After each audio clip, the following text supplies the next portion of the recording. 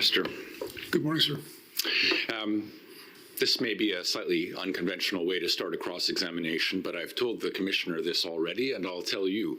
I'm old-fashioned enough, or maybe naive enough, to think that when a former cop comes to a solemn proceeding like this and swears to tell the truth, the whole truth, and nothing but the truth, that's what he's going to do. And I think when you came here on the 10th of April and gave your evidence, that's what you did. But I do have to ask you, so let me just put it to you. On the 10th of April, when you gave your evidence to this commission, did you tell the truth, the whole truth, and nothing but the truth? Yes, sir. I've testified very many times and taken that oath, and I believe very strongly that it is appropriate and necessary to tell the truth, the whole truth, and nothing but the truth. That was very much my impression when I saw you here that day. Sir, this warrant, well, let me back up and say you told us the truth, but at that point we weren't talking about 54 days, and I gather that's because you weren't aware of this 54-day period when you gave your evidence on the 10th of April. Is that right? I have no information even now other than the timeline that's been presented to me, what transpired in the interval prior to the date in which I actually received and signed the warrant. Okay, thank you.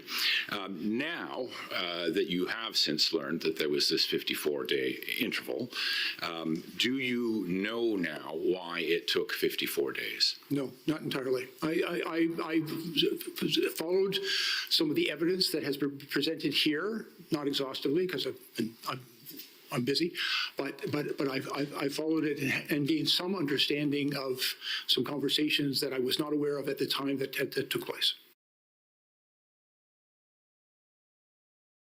Thank you. And have you discussed it with Ms. Astravas since and asked her why did it take 54 days? No, sir, I have not. Thank you. Do you accept, sir, that 54 days is much longer than it should have taken?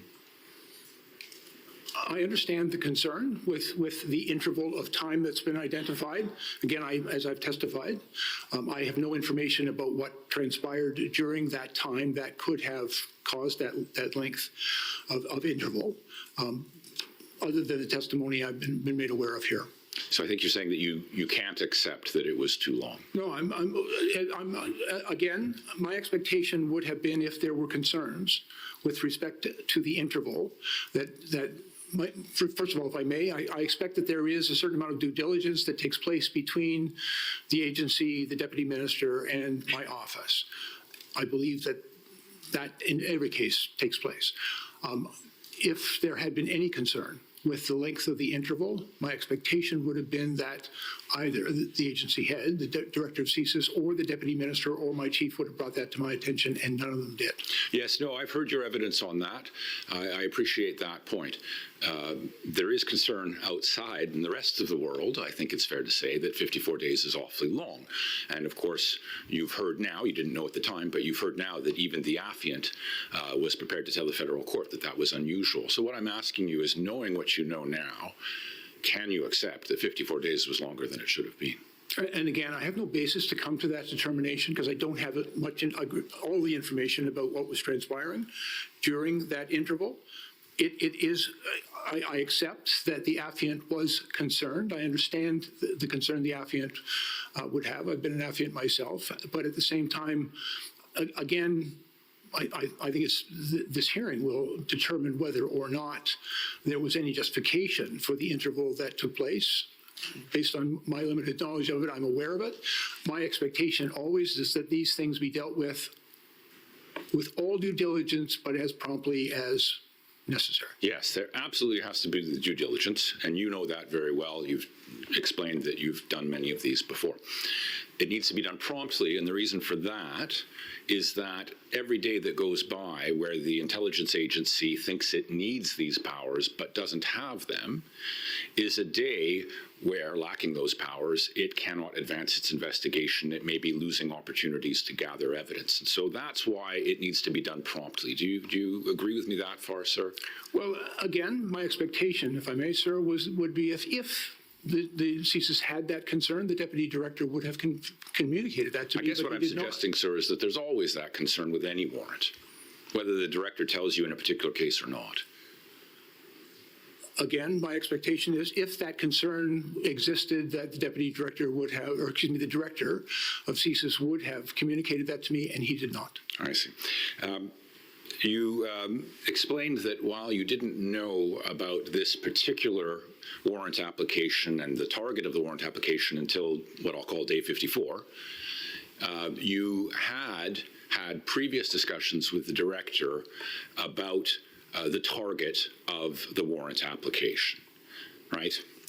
I have previously testified this morning that several months before the day in which I received the warrant application, I had received a briefing from the director that spoke to the subject of the subsequent warrant. Right, thank you. That's what I'm getting at. And having had those previous discussions, did you ever... If I may be precise, a discussion. A single discussion? Yes. All right, thank you. And having had that discussion, did you subsequently discuss with your chief of staff or anyone in your office words to the effect of, if CSIS brings me a warrant about this person, bring it to my attention straight away? I did not have such a conversation simply because CSIS had not indicated to me their intention to bring forward a warrant until I actually saw it. Understood. And likewise, did you have a discussion with anyone in your office to the effect of, if CSIS brings me a warrant about this person, I'm not in any hurry about it? Absolutely not. Thank you. There was some discussion about warrant renewals versus warrant applications. I just want to be clear, this wasn't a warrant renewal, this was an application. That's correct. Thank you. I'll ask the court operator to turn up WIT 159, please. At paragraph 16, please.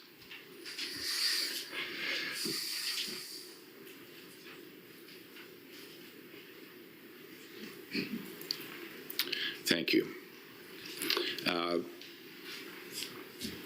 The paragraph reads as follows: as to whether there were any systems or procedures that you, sir, might recommend when dealing with politically sensitive warrant applications, example, warrants targeting members of the governing party or an opposition party, Minister Blair testified that the oath taken by the Minister of Public Safety supersedes all political considerations, and that the Minister has a responsibility to the country to do his job without fear or favor. That's a very admirable sentiment, sir, and I commend you for it. The reason why, and I would expect nothing less from a former chief of police, if I may say so, the reason why that is, let me put it this way. Was this a warrant application that required you to exercise that consideration to do your job without fear or favor? I will tell you, when this warrant application was put before me, I never considered anything else other than my statutory responsibility to review and, if appropriate, approve the warrant. There was no other consideration, and certainly no political consideration.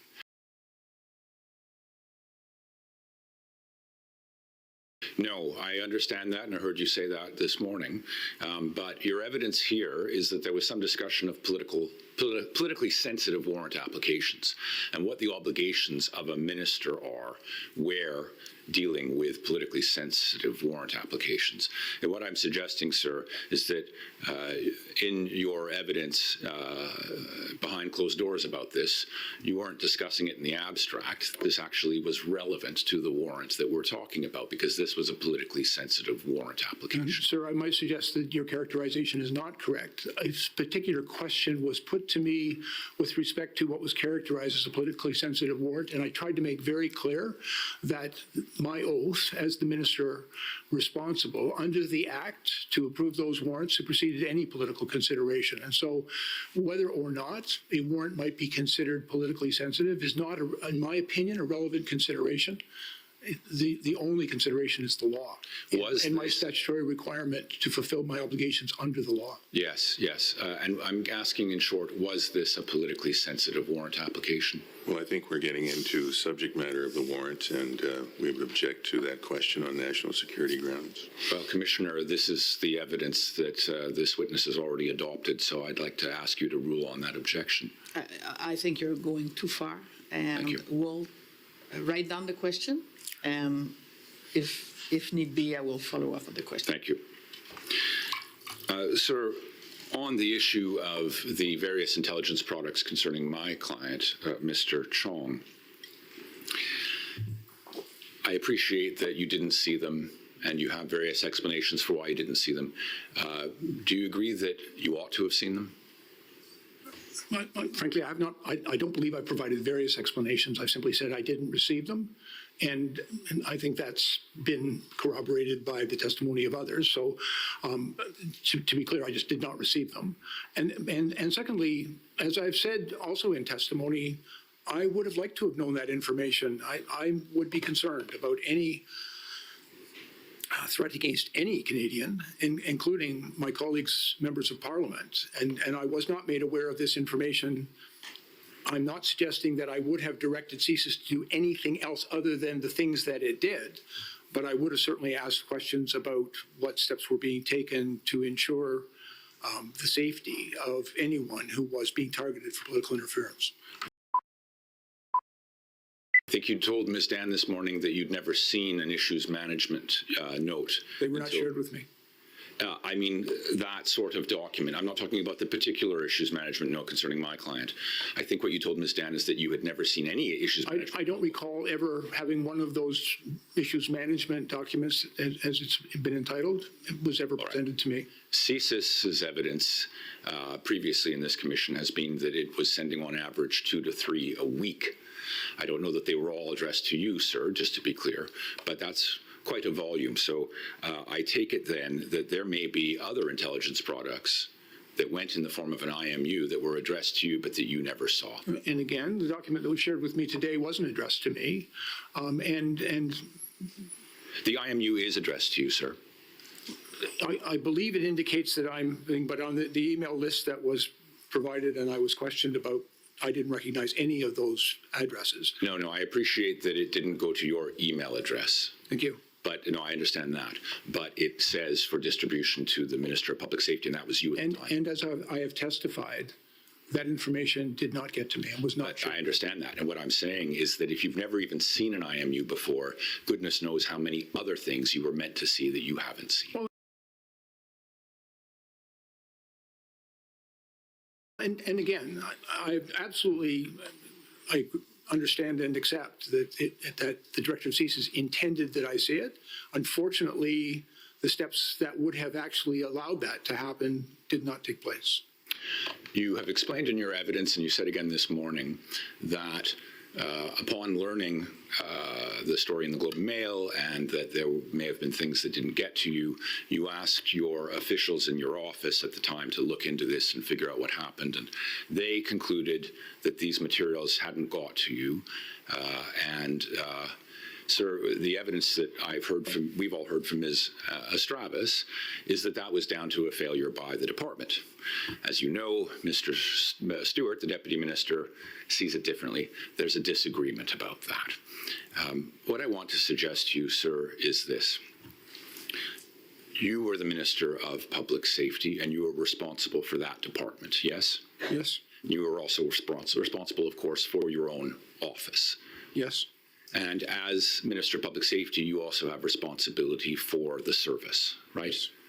And so whether the blame in any particular case for failing to communicate some intelligence product to you can be properly put on the director and the rest of the service, or on the deputy minister and the department, or on your office, one way or another, at the end of the day, you are the leader of all those organizations, and the responsibility for intelligence not getting to you when it should have is ultimately yours. Do you accept that the responsibility for these various failings, we can point all around town as much as we like, but at the end of the day, constitutionally, you are the person responsible. Do you accept that? And first of all, I very much accept, if I may answer that, I very much accept the principle of ministerial responsibility, and I agree that I was at all times responsible for the Department of Public Safety and with the 5 agencies that were under that portfolio.